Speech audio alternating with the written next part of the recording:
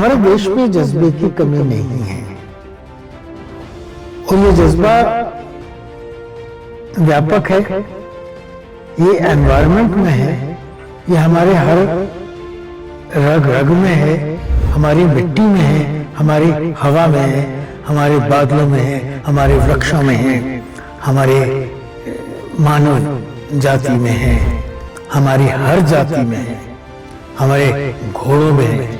पर colonel VK साही में कैसे आ जाता है इतना जज्बा देश के लिए, परिवार के लिए, और वो जो चेहरे पे वो मुस्कुराहट है, कैसे कर लेते हैं सर ये सब कुछ आप? माता का आशीर्वाद है और जिसके पास माँ का आशीर्वाद हो उसके चेहरे पर मुस्कुराहट तो होनी ही होनी। वतन की खातिर खुद को तपाए बैठे हैं, मरेंगे वतन के लिए, लेकिन हंसते हुए फैमिली को संभाल के रखे हैं। ऐसे एक शख्स हैं, एक वीर योद्धा हैं, कर्नल वीके साही। आज जिनकी कहानी हम आपको सुनाने जा रहे हैं।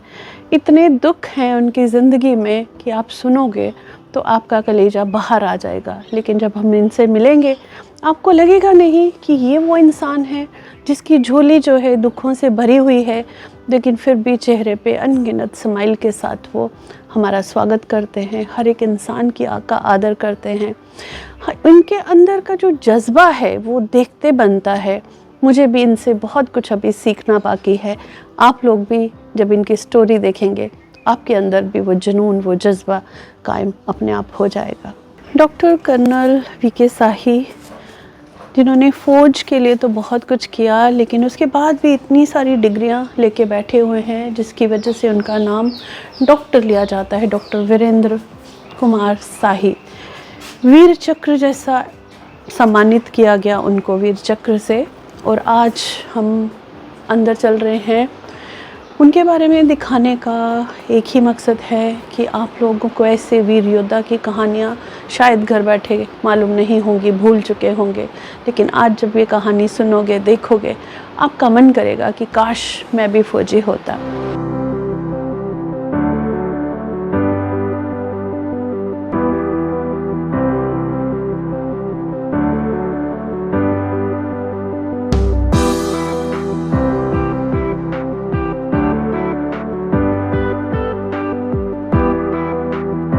घर नहीं एक मंदिर लग रहा है। ये पूरा घर खूब सारे मेडल से सजा हुआ है। जगह जगह बहुत प्यारी प्यारी फोटोज़, मेडल्स से घर नहीं, हम इसे मंदिर कहना चाहेंगे, क्योंकि यहाँ पे एक ऐसे शख्स बैठे हैं जिनके आशीर्वाद लेना हमारे लिए बहुत बड़ी बात है।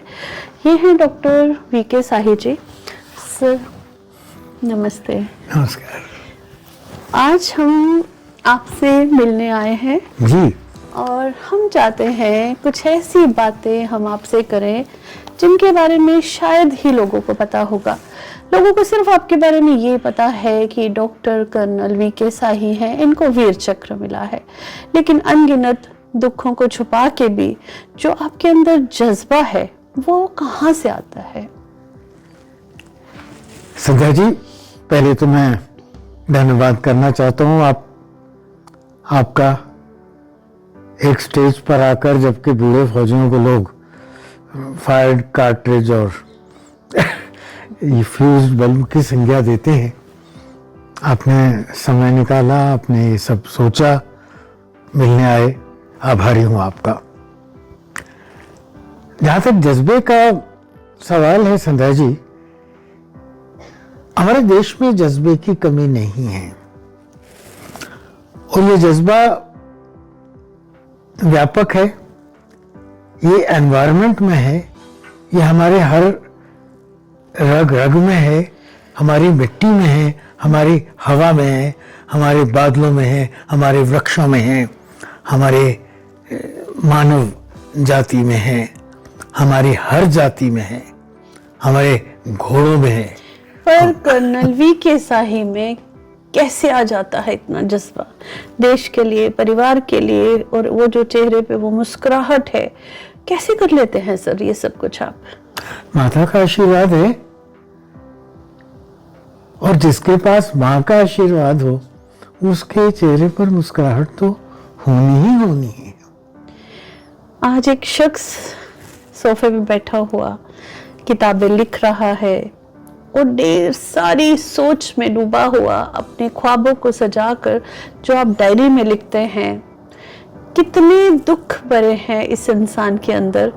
वो पहला दुख जब आपने अपना इकलौता बेटा खो दिया, वो टाइम कैसा था आपकी जिंदगी में?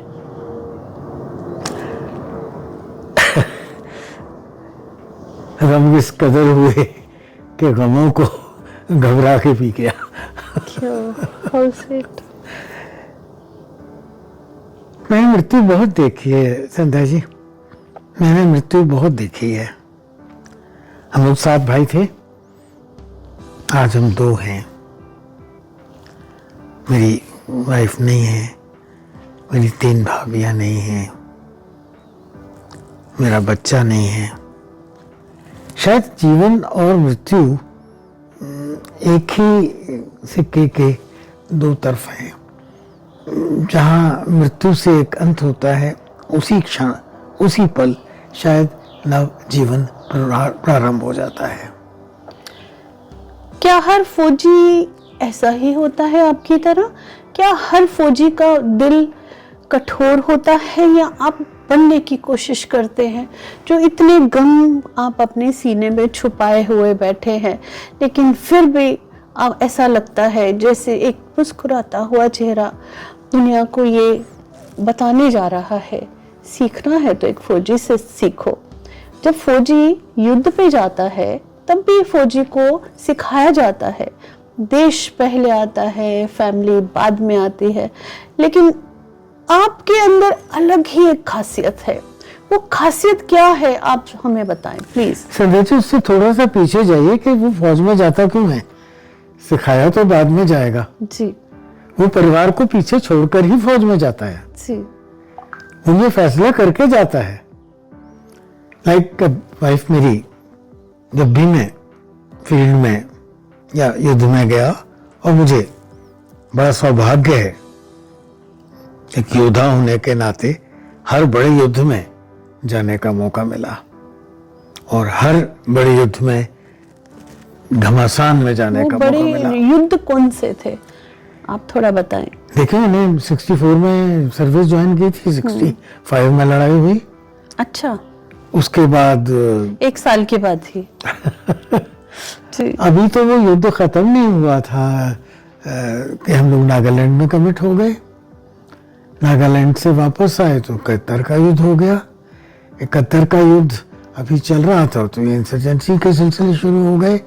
पहले ईस्ट में हुआ, फिर कश्मीर में हुआ, और मेरा इतना सौभाग्य है कि डे 1 ऑफ सर्विस जब मैं अपनी यूनिट में रिपोर्ट करने जा रहा था, तब से लेकर और लास्ट डे ऑफ सर्विस तक मुझे युद्ध का मौका मिला।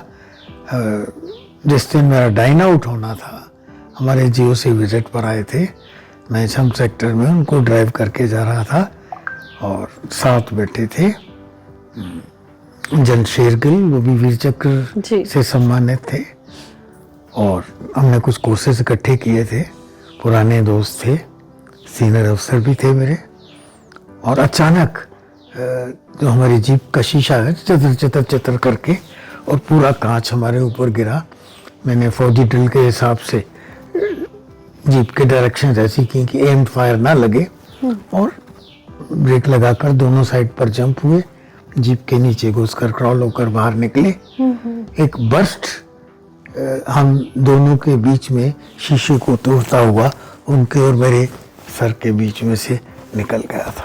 इतने सारे युद्ध लड़े, अभी अपने फौज ज्वाइन ही करी थी तो अगले साल आपको फिर से युद्ध में जाना पड़ा। लगातार अनगिनत युद्ध में रहने के बाद क्या कोई ऐसा हादसा आपको याद होगा? पूरा हर पल जी। और युद्ध का तो हर पल एक सदी के बराबर होता है। बैटल ऑफ ललियाली,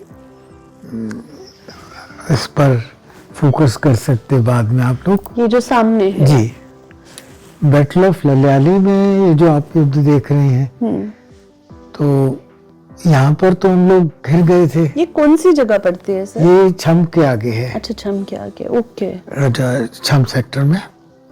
और ललियाली एक ऐसी पिकेट थी जो आइसोलेट हो गई थी। शत्रु हमारे दाएं बाएं से निकलकर पीछे चला गया था और हमारे पास पानी खत्म हो गया था, पानी के टैंक उड़ गए थे।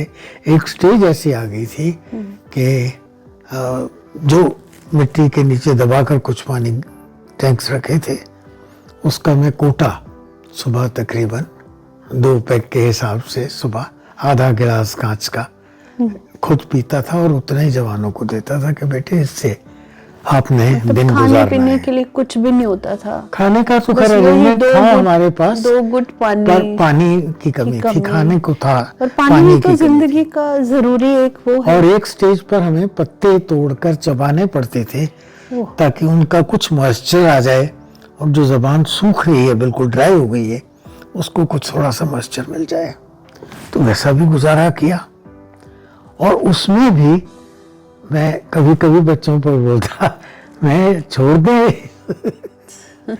किसी ने कभी नहीं कहा जा बस, नहीं साहब शड्डिए नहीं जाना, शड्डिए नहीं जाना। तो मैं क्या, तुम्हारा क्या ख्याल है मैं छोड़ने देगा तुमको? नहीं साहब वास्तव से भी नहीं छड़ना।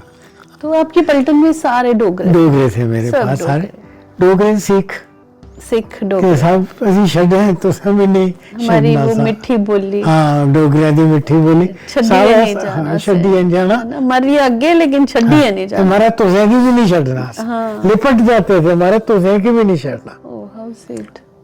तो तुम हाथ पिठा पर मारा अस नहीं जान लगे। ये जो आपने पीएचडी की सर, एलएलबी करी, ये मतलब मुझे नौकरी- पढ़ने का कुछ शौक रहा अच्छा। और एक स्टेज पर मैं सिलेक्शन सेंटर में था, was in the board of selection, जी। ऑफिसर्स का सिलेक्शन करने के लिए। तो उनका साइको एनालिसिस करना पड़ता था और हमारे पास साइंटिस्ट थे, साइको एनालिस्ट। तो उनके साथ कुछ शौक पड़ गया, सब्जेक्ट अच्छा लगा। तो मैंने फिर इवनिंग क्लासेस दिल्ली में ज्वाइन करके दिल्ली यूनिवर्सिटी में एमए साइकोलॉजी किया। लिटरेचर में मैंने ऑनर्स करके फौज ज्वाइन की थी। तो उसको परसू करके मैंने लिटरेचर में फिर एमए किया। तो जहाँ जहाँ पोस्टिंग रहती रही, इलाहाबाद में मैडम ने, my wife she was doing her MD. अब मैं रोज इनको शाम को छोड़ने जाता था, पिकअप करने जाता था, जो इन बिटवीन 3-4 घंटे थे। वो I used to go meet friends, mess में चले गए, क्लब में चले गए। फिर मुझे लगा तो बड़ा वेस्ट ऑफ टाइम है, एक अच्छी डॉक्टर, तो मैंने वो इंस्टीट्यूट ज्वाइन कर लिया जी। And I did my graduation there अच्छा। इन 2 अल्टरनेट मेडिसिन 3 साल में। उसके बाद मैंने परसू किया उसको, तो प्रिवेंटिव मेडिसिन में मैंने एक डिग्री लिया। बस इस तरह शौक चलता गया, जहाँ जहाँ जो उसके बाद जहाँ पोस्टिंग होता तो मैं कहता भाई यहाँ पढ़ने को क्या मिलता है, अच्छा, ओके। क्या कर सकता हूँ मैं। सर एक चीज बताइए, पर्सनल लाइफ पे आते हैं। आपकी इकलौता बेटा था आपका और बहुत सुपर इंटेलिजेंट मैंने सुना है। और he was IQ, very high IQ। एक अच्छा जर्नलिस्ट। क्या हुआ ऐसा हादसा उनके साथ जिंदगी में? बस ये बच्चे पिकनिक गए थे, वहीं कुछ खाने पीने में गड़बड़ हुआ उसको। तो शादी हो चुकी थी? इनफैक्ट हाँ शादी तो, बच्चे भी हाँ, थे बच्चे उनके? भी थे। ओके। तो बच्चे छोटे थे? हाँ आपके ग्रैंड बहुत छोटे थे ये। बहुत छोटे थे? ग्रैंड डॉटर तो मेरी गोदी में ही थी अच्छा। और ग्रैंडसन स्कूल में जाता था, 3rd-4th में था। तो उसको लिवर इन्फेक्ट हो गया, हेपेटाइटिस, और उसका हमें पता नहीं लगा। अच्छा। He was so healthy. थोड़ा बहुत पेट खराब हुआ, कोई टेबलेट ले लिया, कुछ ले लिया, पता नहीं लगा। By the time we realised it, उसको सराइसिस ऑफ लिवर हो गया था 3rd स्टेज में। ओह। फिर एक ही उसका तरीका था to get the liver transplant. उसके लिए पहले तो डोनर नहीं मिल रहा था, फिर मेरी बेटी ने कहा कि आई डोन। वो जब तक मैचिंग करके वो हो पाता तब तक वो रहा नहीं। अच्छा, तो आपकी वाइफ वो बेटे के जाने के बाद उनकी डेथ हुई? She died earlier. पहले उनके साथ क्या हादसा हुआ? हालांकि वो एक बहुत जानी मानी डॉक्टर थी अपने टाइम में, डॉक्टर अरुणा जी। जी, शी वाज अ होम्योपैथ। उनको एक all India association of homeopaths ने हैदराबाद में ऑनर करने के लिए बुलाया था. She had removed 5000 kidney stone cases oh अच्छा. Without surgery. 5000 किडनीज को क्लियर करना. होम्योपैथिक जी मेडिसिन से. मेडिसिन से. Specialisation was liver and kidneys. वो उन्होंने केसेस किए थे तो उनको homeopath all India institute association ने ऑनर करने के लिए हैदराबाद बुलाया. हैदराबाद में बड़ा भारी फंक्शन रखा उन्होंने. She was honoured there.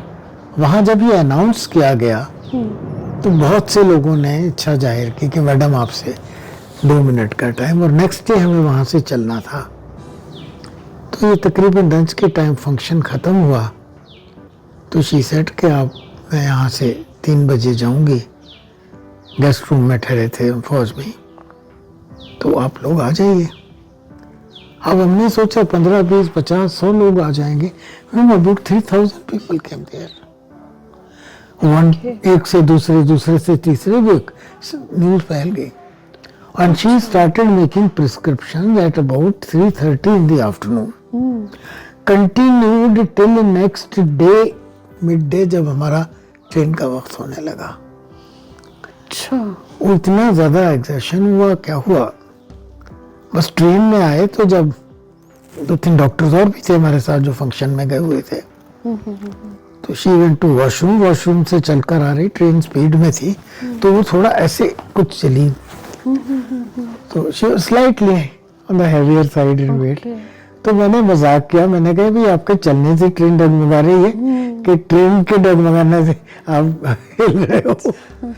तो डॉक्टर कहने लगे हम सर आप हमारी मैम से ऐसे क्यों मजाक करते हैं. हंसी खेल में बात खत्म हो गई. फिर वो आकर लेट गई.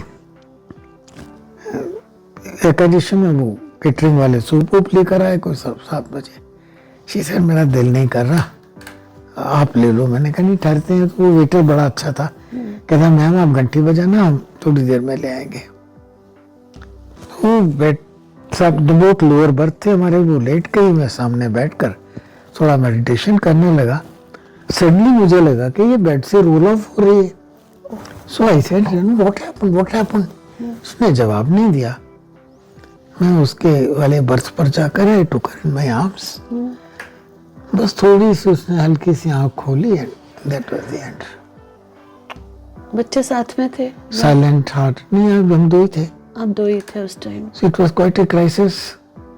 ये झांसी और ग्वालियर के बीच की बात है. ट्रेन के बीच में हादसा हो गया. हॉस्पिटल पहुंचते मुझे लगता नहीं कोई स्कोप ही नहीं था किसी चीज का. 4 डॉक्टर साथ थे. They declared her dead there himself. वो कैसा टाइम था? बच्चों को फिर बताया आपने? फोन किया? हाँ मोबाइल शुरू हो गए थे तब. नहीं 2004 में हुआ इनका. मोबाइल पर. तब आप फौज में थे? तब आप सर्विस में थे? 2004 में मैं रिटायर हो चुके थे. Okay. I retired in 95. Okay. बेटा आपका बहुत हैंडसम था. हैंडसम टॉल भी. अभी आप मेरे ग्रैंडसन देखोगे तो ये बिल्कुल वैसा ही है. 6 फीट टॉल एंड. एक तरफ आपकी वाइफ का ये दुख आपको अभी तक सीने में था तो बेटे का इतना बड़ा सदमा लग गया आपको. फिर भी कैसे कर लेते हैं ये सब आप सब है ना. इतना बड़ा संसार. 140 करोड़ का तो मेरा देश ही है. 15 लाख की मेरी फौज है और जिसको देखो वही अपना है. क्या बात. जिसको देख लो वही अपना है. जिसको देख लो वही अपना है. और एक तरफ आज की दुनिया को देखो. छोटी छोटी चीजों पे लड़ाइयाँ हो रही हैं. रिश्ते खराब कर रहे हैं. दूसरी तरफ सर से बात करके आज ऐसे मेरा भी दिल भर गया कि हम क्या कर रहे हैं अपनी जिंदगियों में. क्यों अपने रिश्तों को खराब कर रहे हैं. और सर उन सब बच्चों को अपना मानते हैं जो इस देश के बच्चे हैं. और सर यहाँ पे बहुत सारे मेडल्स लगे हुए हैं. मैं देख रही थी ये सारे आप ये मेडल आपके हैं क्या? ये मेरी बहू रानी बिटिया के हैं। अच्छा। और- ओह, इतने ढेर सारे। जी, और वहाँ कॉर्नर है वो मेरे ग्रैंड चिल्ड्रन का है, भी उठेंगे तो दिखाएंगे पूरा आपको। घर तोहफों से भरा पड़ा है। वो जो- मेरे ग्रैंड चिल्ड्रन का कॉर्नर है बना हुआ। ओके। ये उसके हैं, वो मेरे मेडल्स हैं सामने। आप कुछ बता रहे थे अबे के बारे में। अभी वॉज ए गुड पेंटर। अच्छा, ये अबे ने बनाई है? जी जी जी। ओह वाह। और this is a spot photo painted that way. हम लोग अखनूर पुल से वापस आ रहे थे। अखनूर में मुझे डेविड क्वार्टर में कुछ काम था, and as we were coming to Jammu, तो झरी कैंप से गुजरते हुए मुझे ख्याल है कि मेरा चश्मा और डायरी रह गई है। सो आई टोल्ड ड्राइवर, मैंने कहा वापस कर, इसके पहले वो क्लोज डाउन हो जाए, मुझे तो रात पर काम करना है। तो उसने गाड़ी कैंप में टर्न की, अबे ने? सामने नो ड्राइवर ने, ड्राइवर ने। अच्छा। सामने हट में ये माइग्रेंट माँ बेटी बैठे थे। तो जैसे गाड़ी की लाइट इनके फेस पर पड़ी और उनके पीछे वो सब दर्द कश्मीरी पंडितों का जो 1990 में कश्मीर से भुगत के आए, घर बार छोड़ा हुआ और कैंप में रह रहे, और सडनली कार की फ्लैश लाइट पड़ी तो इमीडिएट रिएक्शन में माँ ने बच्ची का मुंह ढक लिया, क्योंकि जो कुछ इनके साथ कश्मीर में हुआ था हुआ, यस यस। वो दर्द इनके पीछे था। तो सडनली माँ ने बच्ची को छुपाने की कोशिश की। Okay. In that little flash of a moment Abhay ने जल्दी से अपना नोटबुक पर एक स्केचिंग किया। मैं आकर अपने काम में लग गया। नेक्स्ट 3 दिन ये लड़का कमरे से नहीं निकला, एंड ही क्रिएटेड दिस। आप नजदीक से देखिए, वो दुख देखिए उस लेडी का, वही देखिए उसके लिप्स पर उसकी बंद आंखें जो कार की रोशनी से। साहिल सर का कहना है कि वो फोटो दर्शाती है उस टाइम की जब कश्मीरी पंडितों के साथ बहुत बुरा हो रहा था, कैसे एक माँ अपनी बेटी को बचा रही थी, बचा और छुपाने की कोशिश कर रही थी, एक खूबसूरत बेटी को। तो ये चित्र में वो सारी बातें अबे ने कैच की है।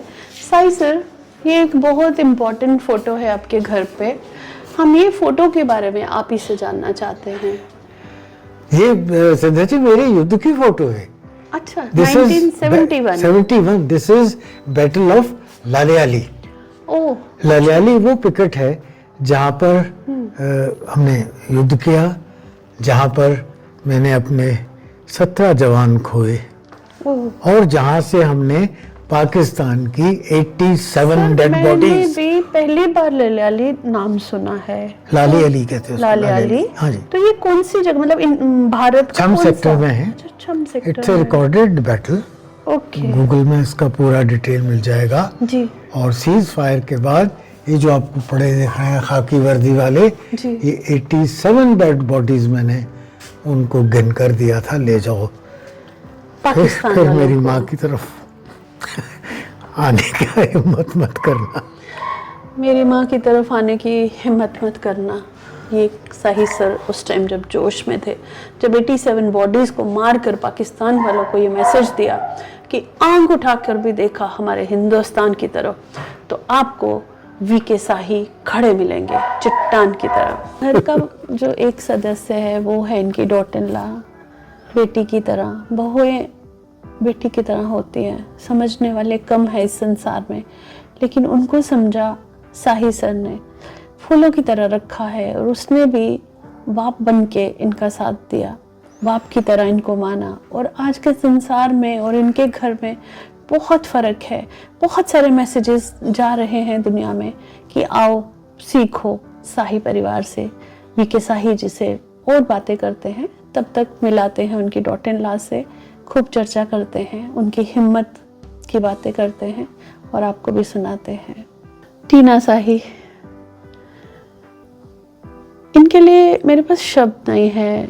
मैंने आपको बताया ना, ये परिवार का वो हिस्सा है साही सर के, जिन्होंने इस परिवार को एक मंदिर की तरह बना दिया।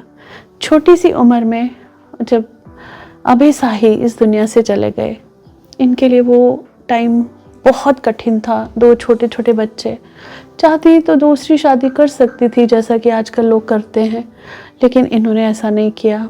कुर्बान हो गए अपने बच्चों के लिए, अपने फादर इन लॉ के लिए। फादर इन लॉ नहीं बोल सकते, हम पिता बोल सकते हैं उनको, क्योंकि इन्होंने उनको पिता से बढ़कर प्यार दिया और उन्होंने इसे, टीना को, अपनी बेटी से बढ़कर प्यार दिया। टीना जी। कैसे शुक्रिया अदा करूं मैं आपका। अरे ma'am thank you so much. ऐसा कुछ नहीं है। आप जैसी बेटियां जिस घर में होती है वो घर स्वर्ग की तरह बन जाता है। कोई ऐसा हादसा या कोई ऐसी यादें जो अबे के साथ जुड़ी हुई हैं जो आप हमसे शेयर करना चाहती हैं? वो थोड़ा सा ऐसे ही टाइम है, मैं उस पर ज़्यादा नहीं बोल पाऊँगी इस टाइम, बट हाँ है कुछ, पर वो मैंने अपने अंदर ही संभाली हुई है। वो मेरे लिए बड़ा, मतलब कि वो मेरे प्राइवेट मोमेंट्स हैं, मैं उनको ऐसे ही रखना चाहती हूँ।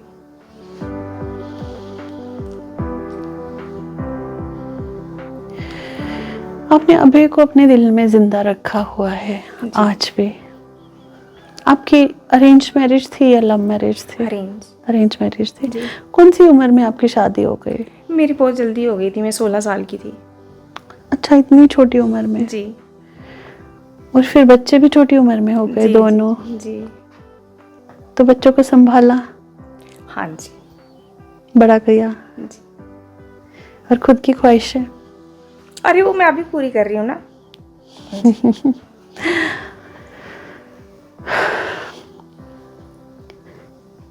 कोई ऐसा पल जो आप शेयर करना चाहें हमसे? हाँ, वो थोड़ा पहले वाला जो हुआ था वो मुझे थोड़ा पेनफुल था, बट धीरे धीरे एज ए मोटिवेशन की तरह उस चीज़ को मैंने लिया है। और मुझे मेरे बच्चों की बड़ी सपोर्ट रही है मेरी लाइफ में। बच्चों ने बहुत प्यार दिया, सपोर्ट की। जी। एक बेटा एक बेटी हैं आपकी। और मैं ख़ासकर अपने बेटे के लिए बहुत प्राउड फील करती हूँ कि हर जगह वो मेरे साथ एक मतलब कि खड़ा हो जाता है कि हाँ मैं हूँ अपनी मम्मा के लिए। आप एक ब्यूटिशियन भी हैं, दुनिया को संवारते भी हैं। जी। तो मैंने सुना है कि वो टाइम लॉकडाउन का, जी जी जी। कैसा टाइम था वो? लॉकडाउन में क्या ऐसा हुआ कि आपको वो पार्लर ही बंद करके घर बैठना पड़ा? एक्चुअली मैम वहाँ पर ये था कि उस टाइम आप जा भी नहीं सकते थे, और 3-4 महीने मतलब कि एक जगह पे आपको 1,00,000 1,50,000 किराया निकालना, और वो थोड़ा सा ऐसे उस टाइम लग रहा था कि मतलब कि इतना वो आ नहीं रहा है तो वो देना पड़ रहा है, तो फिर उसको मैंने बंद किया था उस टाइम। नाम जान सकती हूँ किस नाम से था? मैम वो एक्सक्लूसिव के नाम से था। एक्सक्लूसिव? जी। अभी भी कर रही हैं आप? जी मैम। वही नाम है एक्सक्लूसिव? नहीं, अभी मैंने मेरे बेटे ने रखा है अभी नाम। अच्छा। तो अभी उसको चेंज किया, अभी हमने उसका नाम रखा है अवख्या, और संस्कृत नाम है, संस्कृत मतलब के सौंदर्य, हिंदी में उसका। अवख्या मतलब संस्कृत नाम है सौंदर्य। खुद भी तो सौंदर्य की देवी है, प्यारी सी बिटिया हमारी। अब आप ये काम कहाँ कर रही हैं? आपका कोई स्टूडियो है या आपका कोई, आपने कहीं ली है जगह? जी मैम, ये मैंने खोला है जम्मू कैंट है, सत्वारी आर्मी के अंदर। हाँ जी। अच्छा, वहाँ पे? जी। तो वो आर्मी वाले ने आपको जगह दी या आपने? जी, जी। अच्छा, उन्होंने आपको जगह दी। आपकी मेहनत खूब रंग ला रही थी, हमने आपके बड़े चर्चे सुने थे, लेकिन कभी मौका नहीं हो रहा था मिलने का। तो मुझे लगा नहीं, मुझे टीना से बात करनी है। इतनी मेहनत कर रही हो तुम, घर भी संभाल रही हो।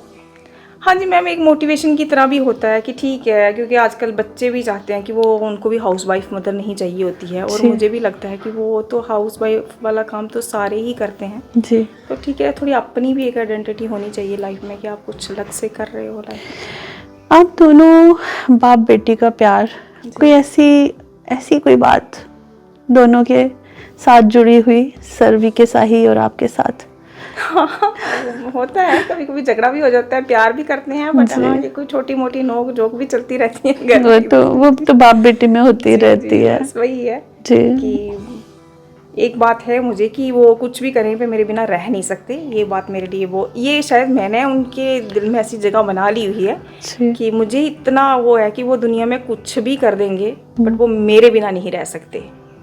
हाँ, वो दुनिया में कुछ भी कर लेंगे लेकिन इसके बिना नहीं रह सकते।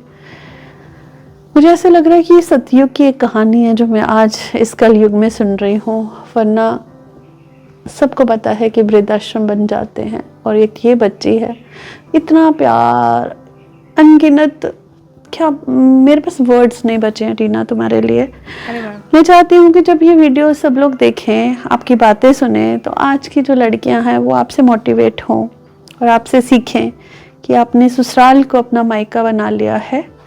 मायके में कौन कौन है टीना आपके? हम सिस्टर्स हैं मैम, और मेरे फादर की मतलब कि हो गए 4-5 साल पहले उनकी डेथ हो गई है, और अब मेरी मम्मा ही हैं। मम्मा ही है जी। कुछ कह रही थी ना कि मेरे को एक कुछ चीज़ दिखानी है सर की, वो क्या चीज़ थी वीके साई जी मैम, की? ये एक बड़ा हमारे लिए प्राउड मोमेंट है पापा के लिए। ये पापा को दिया था, ये राष्ट्रपति, उन्होंने प्रधानमंत्री मोदी जी की तरफ से। ये मोदी जी की तरफ से पूरे देशवासियों के लिए, हमारे डुग्गर समाज के लिए गर्व की बात है कि मोदी जी ने उनको दिया है ये वीर चक्र। इस वीर चक्र को हाथ में लेके ही सैल्यूट करने को दिल करता है, क्योंकि ऐसे जांबाज सिपाही इसी हमारी इस धरती पे ही हैं, कहीं बाहर से ढूंढने की ज़रूरत ही नहीं पड़ती। टीना, यहाँ बहुत सारे मेडल्स रखे हुए हैं, मैं देख रही थी जैसे मैंने एंटर किया, यहाँ पे बहुत सारे मेडल्स थे। ये मेडल्स आपके हैं सब? जी मैम। आप मैराथन भी करती हैं? थोड़े उधर भी पड़े हुए हैं। अच्छा, आप मैराथन भी करती जी हैं? मैम। तो ये भी शौक है आपके पास? जी मैम, ये मुझे मेरे बेटे ने डाला हुआ था, क्योंकि मुझे लगता था मैं बैठ के ना सैलून में बैठे रहना, तो मैं थोड़ी सी मोटी हो रही थी। उसने मेरा जिम ज्वाइन कराया था मुझे। अच्छा, तो बस उसी के फिर करते करते, और मेरे भैया हैं, उन्होंने मुझे कौन कौन से मैराथन आपने खेले हैं? मैम ऐसे तो लोकल तो काफ़ी हो गए हैं, बाहर के भी छोटे, मतलब कि ऐसे जैसे कि नेशनल लेवल तक मैंने काफ़ी किए हुए हैं। बट अच्छा, जो सबसे अच्छा वाला मेन वो मैंने किया है मैराथन खारदुंगला चैलेंज। वो मैं खारदुंगला? जी मैम, वो J&K की मैं फर्स्ट लेडी हूँ जिसने लद्दाख मैराथन किया हुआ है और खारदुंगला चैलेंज किया है। खारदुंगला में तो मतलब पहुंचना बहुत मुश्किल हो जाता है। मुझे याद है जब मैं खारदुंगला गई थी, मुझे सांस की प्रॉब्लम हो गई थी, तो वहाँ मैराथन करने की हिम्मत आप में आई, और आप पहली औरत हो जम्मू कश्मीर के। माइंड गेम है मुझे लगता है, और अपने माइंड को जिस तरह से ट्रेन करते हो, अगर आप वही घिसी पिटी चीजें की पुराने दुख और वो लेके बैठे रहोगे तो वो भी लाइफ में फिर वहीं रेस्टक हो जाओगे। लेकिन ठीक है, लाइफ में मूव ऑन करना पड़ता है आपको आगे बढ़ना होता है। तो जब आपको बढ़ना है तो फिर ठीक है, बड़ी राहें देता है ऊपर वाला। अगर वो एक दरवाजा बंद करता है तो 10 खोलता भी है। तो मैं बड़ा स्ट्रांगली बिलीव करती हूँ इस चीज़ पे। एक दरवाज़ा बंद करता है तो खूब सारे दरवाजे खोलता है। बच्ची ने बहुत प्राउड करवाया है आज, और खारदुंगला जैसी जगह पे मैराथन जीत के आना कितने गर्व की बात है। इनसे बहुत कुछ सीखने को मिल रहा है। आई होप आप सबको भी सीखने को मिलेगा। हृदय संचिता, आपके ग्रैंडफादर कर्नल वीके साही, देश पूरा हिंदुस्तान गर्व करता है जो उन्होंने इस देश के लिए किया। आपके पास ऐसी क्या बात है बताने को अपने दादू के लिए? आई थिंक अगर मैं पूरी अपनी लाइफ नरेट करूँगा तो फिर उसी में मतलब कई ऐसी चीज़ें होंगी जो हमारे लिए बहुत कॉमन सी है, बट कोई और सुनेगा उसके लिए बहुत हैरानी वाली चीज़ होगी। जैसे कि एक चीज़ है मेरे दादू की कि मेरे को कोई प्रॉब्लम होती है, घर की छोटी सी छोटी प्रॉब्लम है, मेरे को ये पता है कि उनके पास हर चीज़ का सोल्यूशन निकल आएगा। उनके अंदर वो इंटेलेक्ट है, वो सोल्यूशन निकालने की एबिलिटी है हर चीज़ में। और ये अगर किसी नॉर्मल इंसान को बताओगे कि वो अगर प्लम्बिंग की प्रॉब्लम है, इलेक्ट्रिकल प्रॉब्लम है, या फिर अपनी लाइफ के रिलेटेड कोई करियर रिलेटेड प्रॉब्लम है, कोई डिसीजन लेने में प्रॉब्लम है, he can give you an answer for almost everything. और उनसे बड़ी इंस्पिरेशन जिस तरीके से वो हम लोगों को गाइड करते हैं, जिस तरीके से उनकी स्टोरीज हम लोगों से सुनते हैं, और तो वो एक ऑलरेडी हम लोगों के लिए एक गाइडिंग पाथ है। तो वो आई थिंक वही स्टोरीज हम लोगों को मतलब अपने अंदर ही जानना काफ़ी बड़ी चीज़ है। संचिता, कहते हैं पोतियां अपने दादू की बड़ी लाडली होती है, तो उस लाडपन में कोई ऐसी बात है जो आप हमसे शेयर करना पसंद करोगे? मेरा तो because I am the youngest, तो मेरे को दादू से सबसे ज़्यादा प्यार मिला। एंड वही चीज़ है कि मेरे को एक बहुत या तो प्यार ऐसा नहीं है कि उन्होंने कभी वैसा करा, बिकॉज बाहर जाके भी इवन अगर वो फॉर्मली भी रहेंगे बट मेरे साथ वो बचपन से ही वैसे ही रहे हैं कि मेरे को कभी लगने ही नहीं दिया कि कुछ अलग है। डांट पिटती है दादू से? बिल्कुल भी नहीं। और दादू आपको समझाते हैं कि आज बाहर मत जाओ, ऐसा मत करो, ये कपड़े मत पहनो, जैसे घर के बाकी दकियानुसी ख्याल के लोग होते हैं? क्या दादू कैसे हैं? आई वुड से मेरे दादू इज़ अ जेंजी दादू। वो बहुत मतलब ओपन माइंडेड है इन चीज़ों के लिए, एंड उन्होंने कभी हमें इन चीज़ों के लिए बोला ही नहीं, बिकॉज ये चीज़ें उस माइंडसेट से आती है कि आपने ऑलरेडी ऐसा कुछ देखा हो या कुछ, but he is very modern to these things.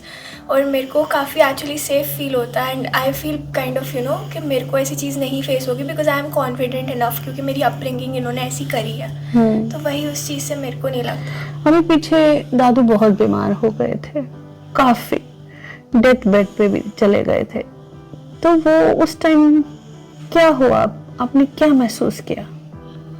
Fear तो ऑब्वियसली था। More than that it was not fear of just losing him but losing my entire life, because उनसे हम ग्रो हुए उनके साथ, तो he is not just a part of our life but he is us. तो उनका एक बहुत इम्पैक्ट रहा है हमारी पूरी लाइफ में, अपब्रिंगिंग में हमारी। अगर मैं आज बोलूँ, अगर मैं कुछ भी मैंने थोड़ा भी अचीव करा, तो I can say it's because of him and his motivation of. तो इतने डेथ बेड के बाद जब वो घर पहुंचे, तुम बताओ, और अचानक से सुनने को आता है कि वीके सर वैष्णो देवी घूम के आ गए। जी। इतनी हिम्मत, वो भी इस उम्र में। मेरे को मतलब हैरानी नहीं हुई, लाइक आई सेड के बहुत सी चीज़ उनकी ऐसी है जो कोई और सुनेगा तो वो हैरान हो जाएगा, बट मेरे लिए वो चीज़ बहुत कॉमन है, क्योंकि मेरे को पता है what kind of person he is. मेरे को पता है कि उनकी उम्र बेशक ज़्यादा हो गई है, physically he is around 80, but mentally by spirit he is still around my age only. उनको मतलब कई बार मेरे को लगता है कि मैं थक जाता हूँ, कई चीज़ों में मेंटली थक जाता हूँ, बट उनको कभी वो मेंटली फटीग नहीं हो सकता। तो वहाँ से जब वो वापस आए and he was very ready to go, and उसके बाद जब वो शाम को घर वापस आया, इवन उसके बाद भी वो बिल्कुल फिजिकली फिट थे, घर पे घूम रहे, he even went for the walk that day only. तो आई थिंक कि जो मेंटल फटीग है that is something he does not even know, वो चीज़ उनके माइंड में एग्जिस्ट ही नहीं करती है। तो हाँ, लोग सुनेंगे तो उनके लिए हो जाएगा कि 80 इयर्स का इंसान वैष्णो देवी घूम के आया, फिर वो भी बीमार होने के बाद, but for me it is typical Virendra Kumar Sahi. Sai sir, आपकी बेटियां हैं जी। कहाँ रहती हैं वो दोनों? एक तो जम्मू में है, she is a professor of history and presently with distance education, और younger one. Okay. And elder daughter जो है वो मैरिड है, फौज में ही। अच्छा, फौज में ही है। सो दे आर एट दिल्ली। तो इतने ढेर सारे जो मेडल्स हैं लिए हैं आपकी फैमिली ने, आपके बच्चों ने, आपके ग्रैंडसन ने, आपकी बहू, बेटियों ने भी कुछ मतलब कुछ ऐसा कुछ अचीव किया है? नो, माय डॉटर्स, बड़ी वाली के हस्बैंड मेजर जनरल हैं। ओह अच्छा, उनके अपने मेडल्स हैं। अपने मेडल्स हैं, अपनी जिंदगी है, अपनी पूरी सर्विस है। तो वो आती रहती हैं आपके पास? ये तो बड़ा एक फनी सा क्वेश्चन है, जो हर बेटी तो आती है बाप के पास, लेकिन क्या होता है सर, बेटियां कभी कभी मजबूर हो जाती है, क्योंकि उन्होंने अपने ससुराल, अपनी फैमिली को भी अपना घर हो जाता है। है। उधमपुर में एडमिट था तो छोटी बेटी गई थी साथ गई में। थी, But then she had to in between come, फिर वैसे लौट आई वहाँ। लोग कहते हैं कि आप दुनिया के लिए क्या मैसेज देना चाहते हो? मैं आज आपसे पूछती हूँ कि आप मुझे क्या मैसेज देना चाहते हो, कि जिससे मैं आपके नक्शे कदम पे चलूं, मुझ में भी हिम्मत आए। आप क्या कहना चाहोगे मेरे लिए? सर जी, आपकी तो अपनी हिम्मत बहुत है। Never give up, never give up, जैसा ये हृदय ने कहा जी, कि थकान और हार तो होती नहीं है कहीं भी दुनिया में, जब तक हम खुद ना बनाए उसको। अब मैं मान लूं कि मैं हार गया तो मैं हार जाऊंगा, पर जब तक मैं नहीं मानता मैं हारता नहीं, और जब तक मैं नहीं मानता मैं थकता नहीं। और मैं समझता हूँ ये एक जज्बा हर शख्स में होना चाहिए। इस उम्र में भी आप पढ़ते जा रहे हो, अब आगे कौन सी पढ़ाई करने का इरादा है सर? ऐसा है कि सी डाइलिंग में जब हम जाते हैं तो नीचे जाते हैं तो बहुत गहराई और गहराई और गहराई, तल तक बहुत कम लोग पहुंच पाते हैं, और जब उभरना शुरू करते हैं तो वो पानी खत्म होने को ही नहीं आता। मैं समझता हूँ विद्या भी एक ऐसी चीज़ है कि जब आप थोड़ा घूंट पीते हैं तो आपको लगता है अरे ये तो कितना और बाकी है, एक पेज ही, अरे कितने सब्जेक्ट्स बाकी हैं। और जिस रफ्तार से research and development education field में दुनिया भर में हो रहा है, एक पूरा जीवन किसी भी एक सब्जेक्ट को पूरी तरह पढ़ लेने के लिए काफ़ी नहीं है। सर मुझे एक चीज़ बताइए, आपने वार विडोज के लिए और डिसेबल आर्मी पर्सन्स के लिए बहुत काम किए हैं, तो आपका कोई एनजीओ भी है मैंने सुना है? जी, मैं स्टेट डायरेक्टर हूँ जी। JNK का for the war decorated India, और उस ऑर्गेनाइजेशन में हम जो वॉर डेकोरेटेड हैं, जो कि आमतौर पे मेरा जैसा कोई ढीठ होता है जो जिंदा भी है और वीर चक्र भी है, आमतौर पे वॉर डेकोरेशंस पॉस्टमसली ही मिलते हैं। बहुत 2% 1% से भी कम लोग हैं जो जीते जी अवार्ड्स पा जाते तो हैं। आप क्या करते हैं तो जो उनके योद्धा लिए? नहीं रहे, जी, हम उनके परिवारों की केयर करते हैं। अच्छा, कैसे? जैसे जो भी उनकी जो भी उनको नीड हो जिस चीज मॉनेटरीली की। तो सरकार ने अब काफी Yes, कवरेज कर yes, दिया yes. है, Okay. Insurance and all that. पर जज्बाती तौर पर मैं एक आपको छोटी सी इंसिडेंट बताता जी हूँ। जरूर। मैं अपने कोलीग की बहुत सख्त ड्यूटी, शायद जंग से ज्यादा सख्त ड्यूटी, उसकी लास्ट पहनी हुई यूनिफॉर्म, उसकी कैप, उसकी स्टिक, उसके बूट्स लेकर उसके घर देने गया। उसकी मदर अंधी हो चुकी थी, ऊपर के कमरे में रहती थी। उन दिनों हम बड़े बूट्स पहनते थे, वो अम्युनिशन बूट कील वाले। तो जैसा मैं सीढ़ी चढ़ा, अब उस फौजियों की चाल तो एक जैसी होती है, खट खट खट करके और जोर से धमाके से। जी, तो ऊपर से उसने कहा, चरणजीत उसका नाम था, जीता आया, जोर से चीखी, जीता आया। उनको और लगा सीढ़ी कि उनका बेटा आया। सीढ़ी की तरफ लोग आ गए। अच्छा, ओके। 2-3 लोगों ने उसको पकड़ा, उसकी बहू ने, उसकी देरानी ने रोका, नहीं माँ, नहीं माँ। तो कहीं नहीं, जीता आया, जीते दे पैर है। ओह।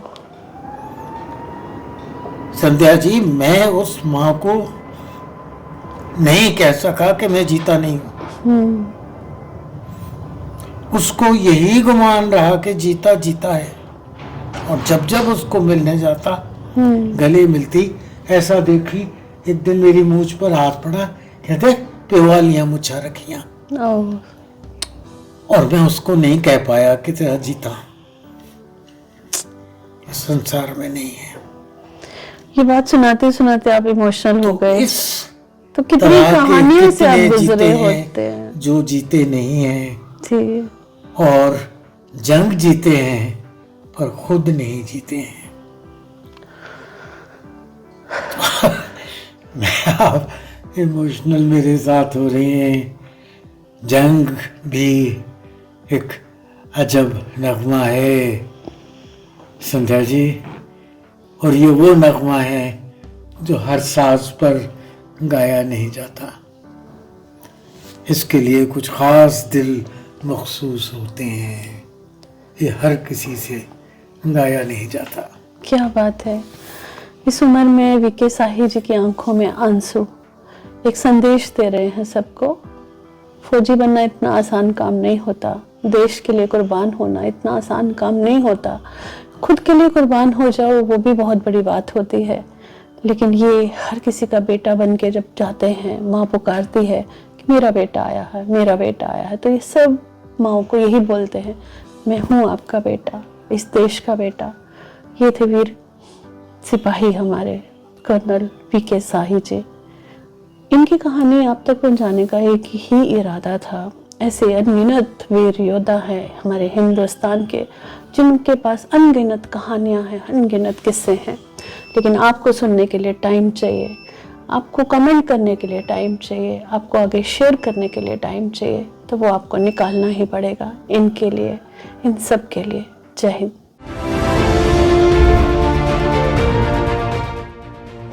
हमारे देश में जज्बे की कमी नहीं है और ये जज्बा व्यापक है, ये एनवायरनमेंट में है, ये हमारे हर रग रग में है, हमारी मिट्टी में है, हमारी हवा में है, हमारे बादलों में है, हमारे वृक्षों में है, हमारे मानव जाति में है, हमारी हर जाति में है, हमारे घोड़ों में है। पर कर्नल वी.के. शाही में कैसे आ जाता है इतना जज्बा देश के लिए, परिवार के लिए, और वो जो चेहरे पे वो मुस्कुराहट है, कैसे कर लेते हैं सर ये सब कुछ आप? माता का आशीर्वाद है, और जिसके पास माँ का आशीर्वाद हो उसके चेहरे पर मुस्कुराहट तो होनी ही होनी। CEN न्यूज, देश प्रदेश की ताजा तरीन खबरों के लिए CEN न्यूज को सब्सक्राइब करें और रहें पल पल की खबर से हर पल बाखबर।